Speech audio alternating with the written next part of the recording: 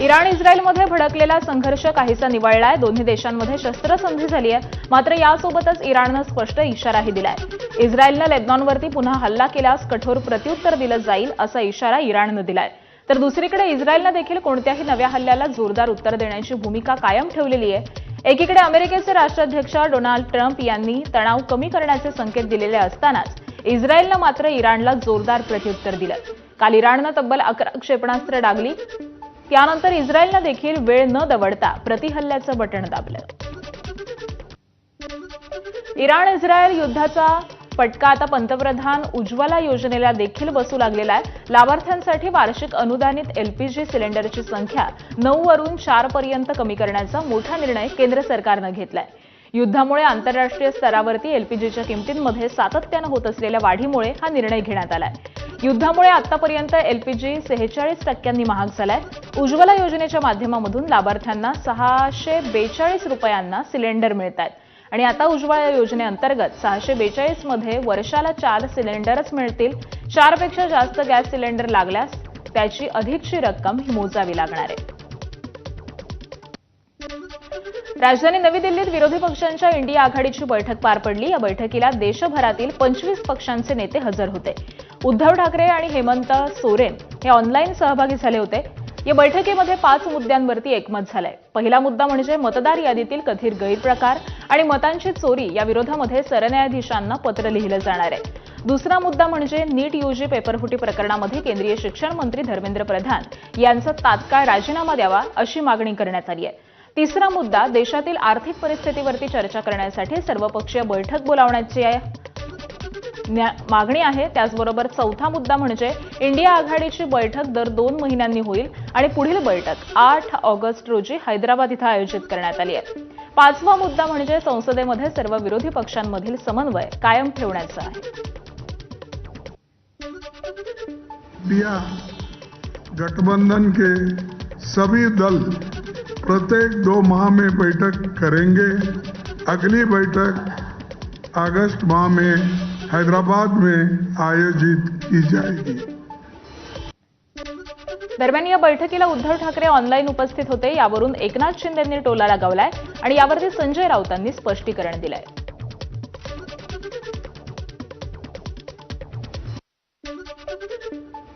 या इंडी आघाडीमध्ये देखील आपण पाहिलं की आम आदमी पार्टी नव्हती, डीएमके नव्हती, त्याचबरोबर TVK नव्हती आणि काही लोक तर ह्या लोकांनी बहिष्कार घातला होता आणि काही लोक तर फेसबुकवर आले, फेसबुक लाईव्ह केला आणि स्वतःचं बोलले आणि दुसऱ्यांचा फेस न बघता निघून गेले। हे उद्धव ठाकरेबद्दल बोलताय सर तुम्ही? नाही, मला माहित नाही। आमचा पक्ष पूर्ण वेळ त्या बैठकीला हजर होता मी तुम्हाला सांगतो। माननीय उद्धव ठाकरे हे जवळजवळ 1.5 तास त्या बैठकीवर उपस्थित होते।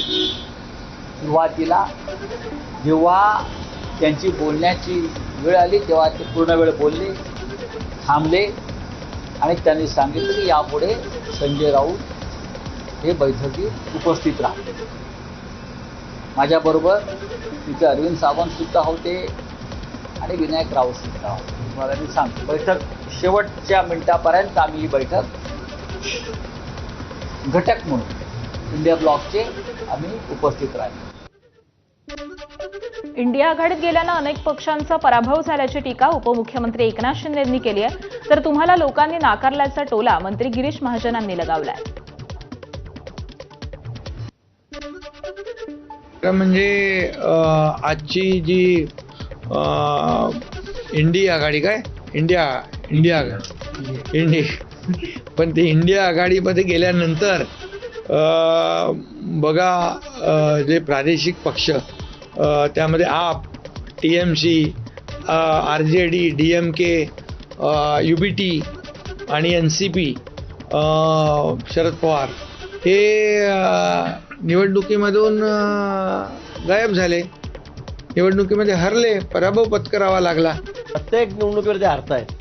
पश्चिम बंगालमध्ये इतका दारुण पराभव झाला तरी पण काहीतरी आहेच त्यांचं. पेट्यांमध्ये खराबी आहे, आम्ही राजीनामा देणार नाही दिल्ली म्हणतायत. तिकडून आपले राऊत साहेब वाटेचे मुक्ताफळं, राहुल गांधी वाटेचे मुक्ताफळ उधळत आहेत.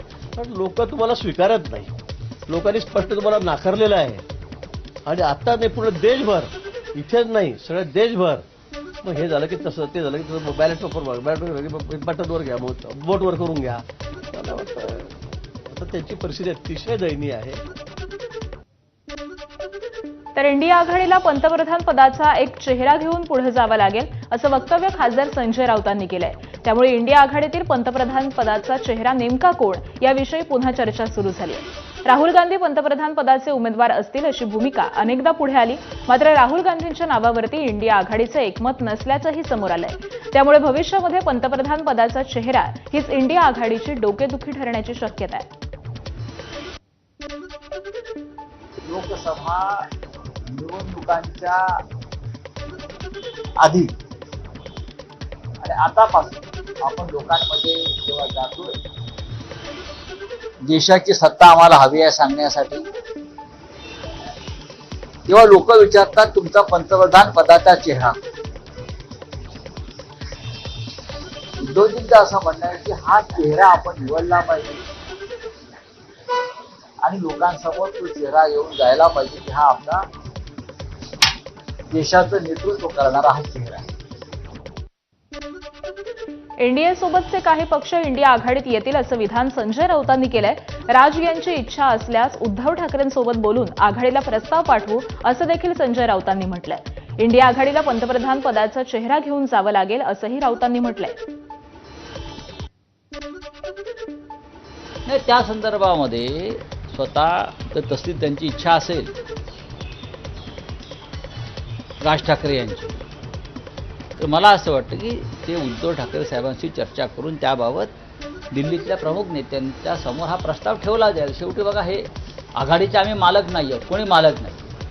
अनेक जेव्हा नवीन पक्ष येतात आघाडीत तेव्हा तसे प्रस्ताव त्या बैठकीत ठेवले जातात आणि त्या बैठकीत चर्चा होते. उपमुख्यमंत्री सुनेत्रा पवारांच्या रिक्त झालेल्या राज्यसभेच्या जागेवरती राष्ट्रवादीकडून राजेंद्र जैन यांना संधी देण्यात आली. त्यानंतर त्यांनी उमेदवारी अर्जही भरला. यावेळी अर्ज भरताना त्यांच्यासोबत छगन भुजबळ, समीर भुजबळ, सुनील तटकरे, प्रफुल्ल पटेल, पार्थ पवार उपस्थित होते. राजेंद्र जैन यांनी छगन भुजबळांचे आशीर्वाद देखील घेतले. या राज्यसभेच्या जागेसाठी मंत्री छगन भुजबळ यांच्या नावाची जोरदार चर्चा होती. मात्र उमेदवारी न मिळाल्यामुळे छगन भुजबळ हे नाराज झाले.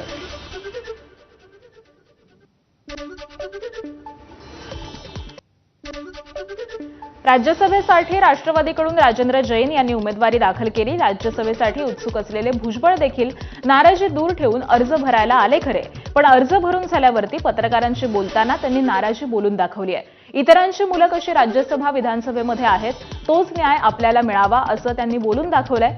मात्र आपण कबड्डी के खिलाडी आहोत, शतरंज के नाही असं देखील त्यांनी माध्यमांसमोर म्हटलेलं आहे. दरम्यान भुजबळांची सुप्रिया सुळेंनी पाठराखण केली आहे.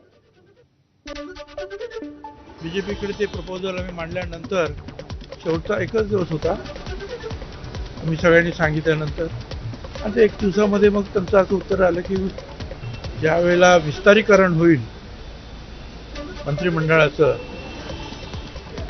रिशफल होईल, काय होईल त्यावेळेला विचार करू. त्यामुळे बीजेपीने नकार दिला या गोष्टीमध्ये तथ्य नाही. ज्या आयुष्याच्या टप्प्यावर आदरणीय माननीय भुजबळ साहेब आहेत, त्यांनी जो एवढा मोठा त्याग केला आहे, कष्ट केले, त्याच्यानंतर त्यांना जर दिल्लीला यायचं असेल तर त्याच्यात गैर काय. जे आम्ही एकत्र असतानाही आदरणीय पवार साहेबांचा फार आग्रह होता की आदरणीय भुजबळ साहेबांचं नेतृत्व हे फक्त महाराष्ट्रापुरतं सीमित न ठेवता देशाला त्यांचं नेतृत्व हे मिळालं पाहिजे. दरम्यान भुजबळांनी नाराजी बोलून दाखवल्यावरती प्रदेशाध्यक्ष सुनील तटकरेंनी यावरती सारवासारव केली आहे. कबड्डीचे पण उत्कृष्ट खेळाडू आहेत आणि बुद्धिबळ सुद्धा कसं करावं त्याची सुद्धा माहिती भुजबळ साहेबांना नक्कीच आहे. पण भुजबळ आहेत आणि त्याच्यामुळे त्यांच्या स्टाईलने त्यांना ज्या वेळेला जे सांगायचं असतं ते सांगत असतात. आता तुम्ही म्हणताय मला बाळांचं ते लोकसभेला वगैरे बोललेत, राज्यसभेला बोललेत, ते काय मला उद्देशून बोलले असतील असं काय मला वाटत नाही. बिलकुल मी माझ्या अंगावरती घेणार नाही. आणि मी लोकांच्यातून निवडून आले. मी स्वतः, माझी मुलगी, आता अनेकेची निवडणूकसुद्धा निवडणूकच झाले. बिनविरोध झाली हा भाग वेगळा. त्यामुळे ते तसं असेल असं मला बिलकुल त्या ठिकाणी वाटत नाही. दरम्यान सामान्य कार्यकर्त्याला मोठी संधी मिळाली अशी प्रतिक्रिया राजेंद्र जैन यांनी राज्यसभेची उमेदवारी जाहीर झाल्यानंतर बोलून दाखवली आहे.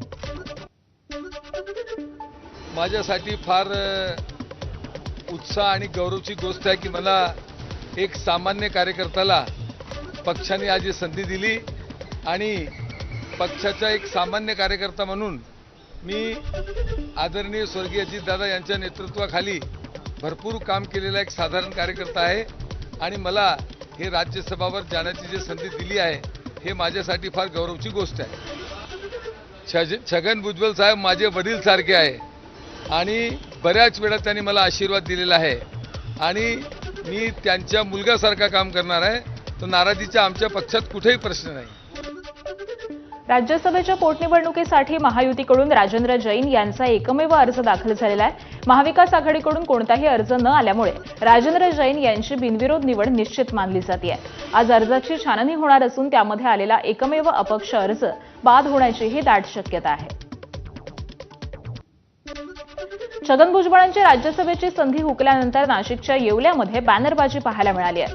साहेब निर्णय घ्या, आपलं बळ, छगनरावजी भुजबळ अशा आशयाचे बॅनर झळकतात. तर या बॅनरमधून समर्थकांकडून किंवा मतदारांकडून एखादा राजकीय संदेश देण्याचा प्रयत्न असल्याची चर्चा आता रंगू लागली आहे.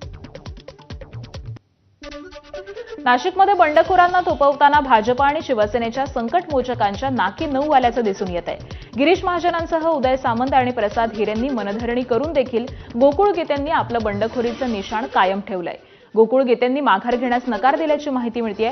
त्यामुळे आता शिवसेनेच्या नरेंद्र दराडेंसमोर गोकुळ गीतेंचं आव्हान असणार आहे. भाजप बंडखोर प्रसाद हिरेंनी माघार घेतली आहे, मात्र गोकुळ गीतेंनी महायुतीला जेरीस आणलंय. मला वाटतं सगळ्या ठिकाणी आता हा प्रश्न सुटलेला आहे. नाशिकचा प्रश्न सुटला की जळगावचे प्रश्न अतिशय सहज सुटणार आहे. म्हणून मला वाटतं की त्यावेळेला 17 जागा म्हणजे 6 तर आमच्या बिनविरोध झालेल्या आहेत. 11 जागा पुन्हा आम्ही एक हाती त्या ठिकाणी निवडून देऊ. 17 100% जागा या महायुतीच्या निवडून येतील. समाधानी नाही किंवा आहो त्याच्यापेक्षा प्रसाद बापूंनी देखील CM साहेबांचा, DCM साहेबांचा, गिरीश भाऊंचा, माझा असेल, दादा भुसे साहेबांचा असेल, शब्दाला मान ठेवला. त्याच्यामध्ये असं काही नाही आहे की समाधानी आहे किंवा नाही. बापूंनी देखील उमेदवारी मागे घेतल्यामुळं आम्ही महायुतीचे सगळे मंत्री, आम्ही पदाधिकारी समाधानी आहोतच ना. आणि गोकुळजींचा जो अर्ज राहिलेला आहे त्यासाठी देखील आम्ही प्रयत्न करतोय आणि त्याचं फायनल डिसिजन काय होणार आहे हे देखील सूत्रवाज आता महाजन साहेबांनी इथे केलेलं आहे. राष्ट्रवादी काँग्रेस पक्षाचा वर्धापन दिन कार्यक्रम यंदा एक दिवस पुढे ढकलण्यात आलाय. 10 जून 1999 रोजी पक्षाची स्थापना झाली आणि दरवर्षी 10 जूनलाच वर्धापन दिन साजरा केला जातो. मात्र यंदा 10 जूनला दिल्लीमध्ये एनडीएची महत्त्वाची बैठक असल्यानं उपमुख्यमंत्री सुनेत्रा पवार, खासदार सुनील तटकरे आणि प्रफुल्ल पटेल हे दिल्लीमध्ये उपस्थित राहणार आहेत. त्यामुळे आता 10 जूनऐवजी 11 जून रोजी मुंबईच्या षण्मुखानंद हॉलमध्ये पक्षाचा वर्धापन दिन साजरा होणार आहे. दिल्लीतील बैठक आटोपून सर्व प्रमुख नेते मुंबईमध्ये परतल्यानंतर 11 जून रोजी राष्ट्रवादी काँग्रेसचा वर्धापन दिन उत्साहात साजरा केला जाणार आहे. पण एनडीएच्या भक्कमपणाने देशामध्ये